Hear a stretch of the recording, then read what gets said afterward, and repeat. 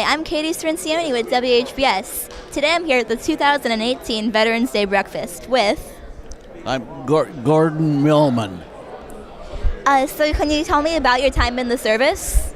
Well, my time in the service I was in the Navy, and when I was in high school, I took a test for V12 and NROTC and got accepted in that. So I graduated in May, and July 1st went into the service at 17. Got a Navy commission in October of 1945. The atomic bomb had been dropped in August of that year, so things were settling down pretty much, but was still sent to Guam. I worked in the harbor master's office on Guam from October 45 until June of 46, when I was dismissed from the service. And I've had a rewarding career in engineering from that time. I graduated on Friday and went to work for a consulting firm on Monday and stayed with them for 48 years. So I was on the construction of the original Ohio Turnpike. I got to work on the survey and the layout and supervise the construction of a 12-mile section west of Toledo. So that, and then I worked on I-480, 20 miles across Cleveland, along with various other sewage treatments, water treatments, and plants and things like that. So I have two sons that have followed me in the profession. So I appreciate the opportunity to share this morning with students in Westlake. Looks like we have a fine future coming up. Thank you very much. Fred Green. I joined the Navy when I was 17. I spent 20 years in the Navy and 21 years with the Department of Defense. What motivated you to join the Navy? I wanted to go places. I wanted to see things. I wanted to do things. And I did. It became more of a life choice. Got me through college, a lot of time in the Philippines because we were there for the final withdrawal from Vietnam. They found out I was colorblind, so that limited my number of jobs. I was supposed to go into nuclear electronics, but I guess if you're colorblind, that's not a very good match. So I ended up going into personnel. Not something I wanted to do, but I wanted to join the service. We moved 15 times in 10 years. And what was that like for your family? Hard. I tell people, everyone talks about me being a veteran, but my wife is just as much a veteran in my eyes. Do you have any advice for anyone who might be interested in joining the Navy or any part of the service? Look at the different services, talk to people who have been in the service and what they experienced. It's not for everybody, but there's a lot of opportunity there. So I had 21 years in the Navy. One of the most interesting operations I was on in the Navy was the Cuban Missile Blockade. That occurred after I'd been on board ship just 2 months. Now it's 56 years ago, and it doesn't seem possible that it could be that long, but the lessons we learned on the Cuban Missile Blockade are still relevant today. And what would you say those lessons would be? How important it is to be militarily prepared for a situation, because our ships were ready to go. When we got the order to go to Cuba, we were down there within 3 days on the blockade line. Why did you decide to join the Navy? I just thought it was the one service that I had a chance to see a lot of the world and do a lot of interesting things, and I liked the idea of driving a ship around the ocean, and I did enjoy that. Mr. Hill, can you tell me about your time in the service? Yeah, I was in just a little over 14 months. Every place I went when I was in Italy, I was sent over there immediately after I had basic training. And as soon as I got over there, I asked permission to try out for the band, because I played in band in high school. So anyway, nobody did anything for me. And I did that like 7 times and nothing happened. I got together with one of the guys from one of the adjoining companies. The two of us went down to where the band was located and talked to the band director. He said, I'll get you an instrument. So he got each one of us an instrument. We were both trumpet players. I auditioned and he auditioned, and he said, well, I can use both you guys. So we thought that was great. He said, I'll put in a transfer for you. Transfer came through for the two of us. Company commander, he chewed me out. And he said, you didn't follow the chain of command.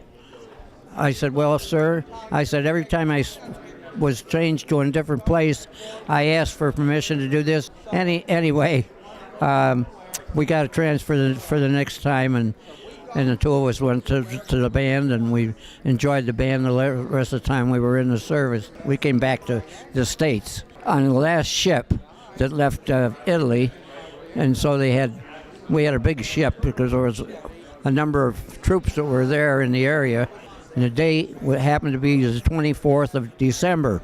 He said, I'm going to discharge you. You get home for Christmas. Oh, gosh, I was happy. So anyway, so that's what I did. They discharged me. You know, we didn't have all these phones and what have you that you could call home and tell your folks that you were coming. So I just showed up on Christmas morning, and they were happy to see me, and I was happy to be there. What was life like for you after you came home from the service? Well, I got a job at the city, so we plowed the sidewalks, and when come spring, we mowed the grass. This was over in Bay. It wasn't a city at that time. So I started down at Ohio U, went into the music area, and it's been music ever since. But I've enjoyed it, and I enjoyed my years here in Westlake. You people are so wonderful. All of the things that you did and the things that the kids did. I can't tell you how elated I've been to have this opportunity. And I'm happy that I'm able to come back to the school and the orchestra. I started the orchestra my last 3 or 4 years I was here in Westlake, and it took a while before it worked up way through junior high and up to high school. But anyway, I just enjoyed seeing what's all transpired over the years. And the program has advanced tremendously. I just enjoy seeing what has happened since I left here. I'm sorry for choking up, but anyway, it's very meaningful for me. Thank you. Thank you very much. Richard Wiskin. I spent 2 years in Vietnam. I was drafted in 1966, served 2 years in Vietnam in 1967 and 1968. I served 6 months with the 1st Cav Division. My remaining tour of duty was the 173rd Airborne, and I got 2 Purple Hearts, and I was awarded the Bronze Star for meritorious service above and beyond duty. Wow. What was it like to receive those great honors? It was an honor, and it was hard, very hard. I mean, we went through things that people like you guys can never experience, and I hope you never will have to experience. When we were in Vietnam, people didn't like Vietnam. Vietnam was a bad word. And when I came home from Vietnam, we were treated as outcasts. We were called baby killers, and we were spit on. But because of that, we became a brotherhood. All of us guys that served in Vietnam, we learned to love one another, and we became brothers, because in Vietnam you had to be a brother. You had to look out for one another to make sure that you were going to be able to get out of there alive.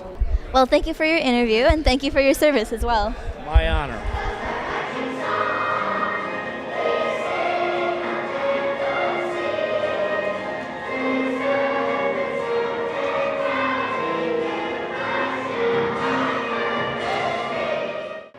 Hi, I'm Katie Strancioni with WHPS. Today I'm here at the 30th Annual Holly Lane Veterans Day Assembly with...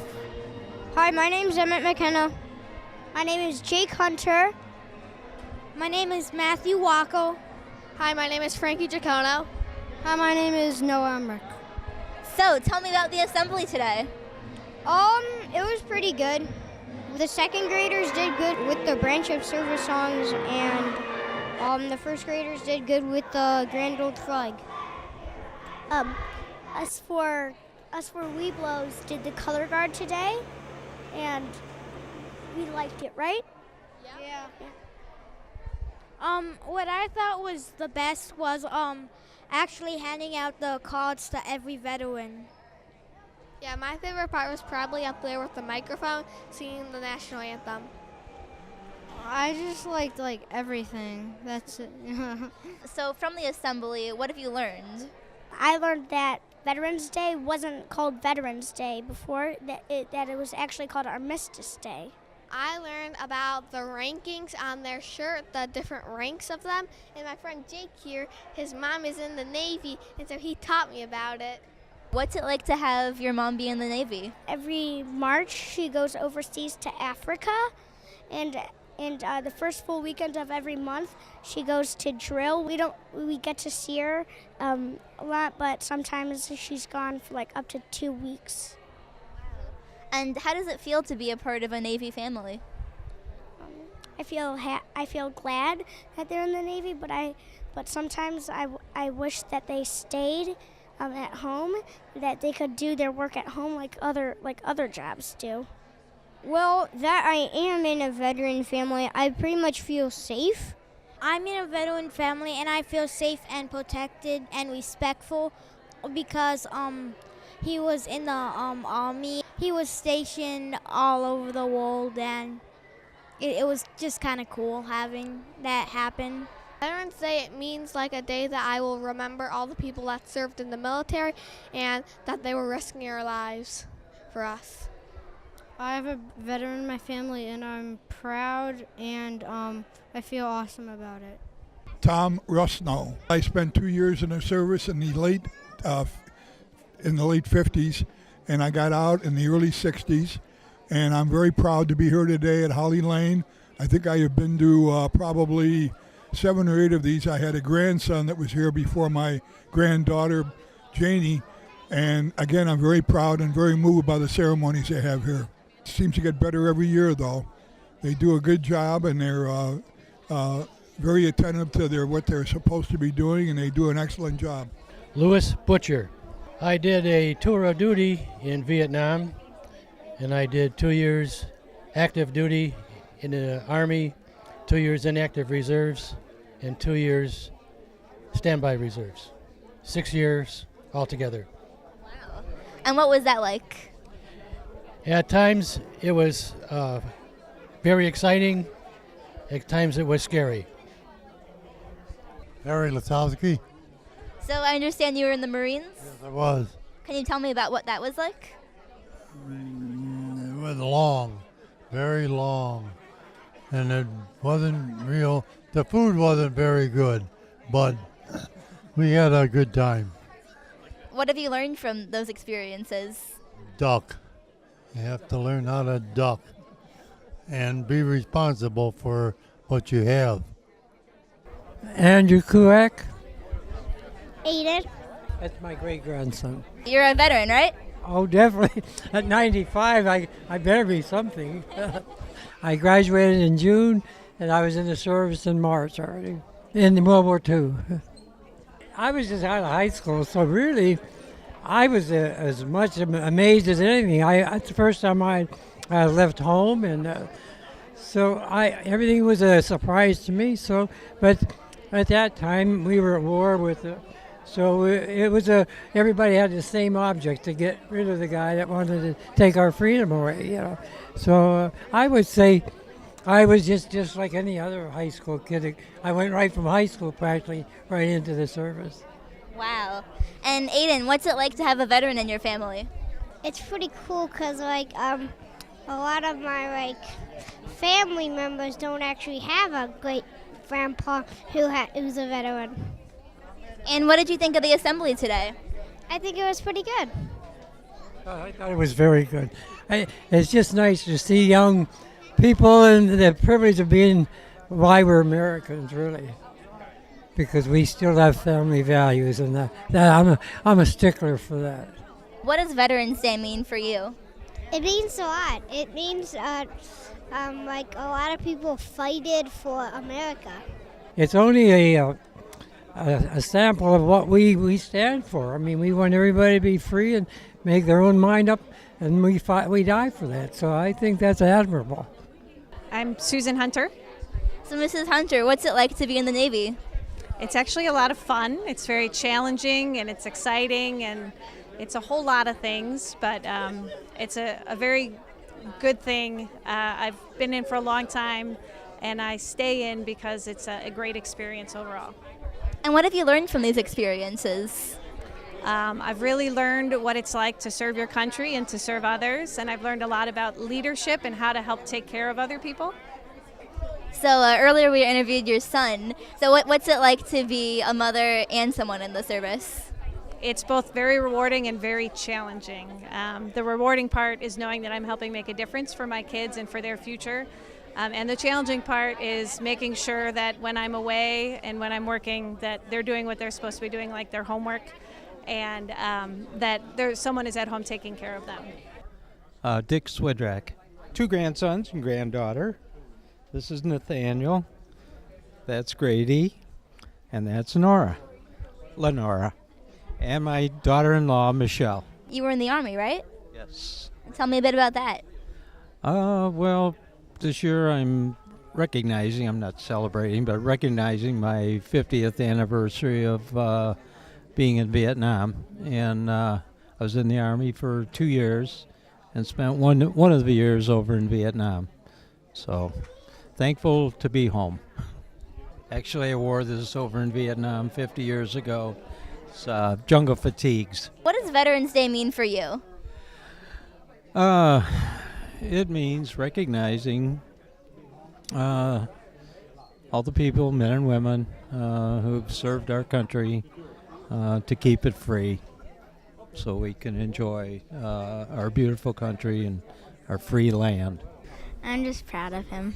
This has been very, very special. This is actually my third year, and every year it's been super special. Just really, really, really great. I'm proud of the Westlake. I'm a Westlake graduate, and I'm just proud that Westlake is doing this. You know, teaching kids to recognize and honor those that have served to keep our country free, and to help other countries all around the world. It's really neat. Jim Forshey. So, Mr. Forshey, tell me about what it's like to be a veteran. It's wonderful to be a veteran. I was in for 2 years in Korea back in the 1968-69 area, and been coming to this show for 10 years because all my grandchildren have gone here, and my daughter-in-law teaches here. It's Veterans Day. Everybody's proud that you're a veteran, and it's amazing the way this country stands up for its veterans and stands behind them. So it's wonderful to come to a show like this, and the kids do a great job. Hank. So, what's it like to be a veteran? Well, it's a lot of good and a lot of sad memories, and I'm very proud that I served. Learned a lot through the years and appreciate it. Learned to appreciate a lot of things, and the school is doing a really nice, touching job for all our veterans. We look forward to coming here every year, and they really make you feel proud and very touching. So the assembly was very meaningful to you then? Very meaningful, and I hope they continue. If they move to the other school, I hope they continue this because I understand it has grown, and it's good for the kids to have that exposure, and we like to relay that to them and give that back to them, what we went through.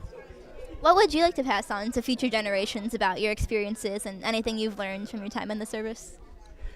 Well, the first thing is the thing that you learn for sure is to have a lot of patience and to understand people and to do your best and help someone when the opportunity is there, and it's just a great feeling, especially the elderly. Always try to help them when you can, and just have that feeling of reward that you can give to someone. Well, thank you for your service, and thank you for the interview.